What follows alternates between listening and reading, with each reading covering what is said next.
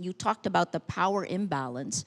The Global South, we in the Philippines did a lot of the content moderation for social media companies. We also do the cleanup for the large language models.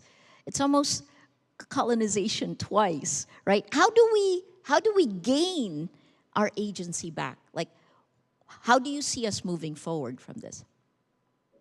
Well, I don't think that's a technical question. Yes. And in a sense, I almost don't see these as what is happening here is arguably not a product of technology, right? It's a product of the imperatives of a type of business model that sees, mass scale global domination as the end goal and structures itself for that end.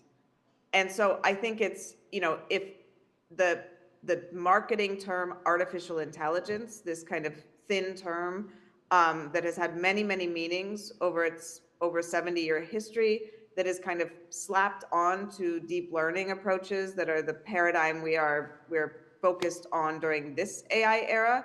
If that is a useful story and interesting narrative, a great pitch for investors that will aid in that global reach, that will justify the infiltration of these technologies, the application of these technologies in increasingly sensitive domains that grow the market share, that grow the power of these companies, then they will adopt it. But it really is that desire to scale to everything, to touch everything, to become the everything infrastructure in service of growth and profits that we're talking about. And of course, that is the engine of colonialism. That is the engine of empire.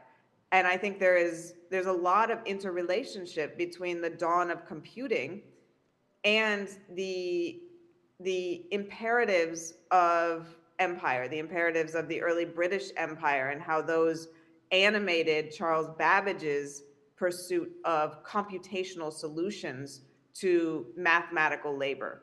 And that's some work that I've done in my research and think a lot about, but really thinking about, okay, whose interests were these technologies shaped to serve?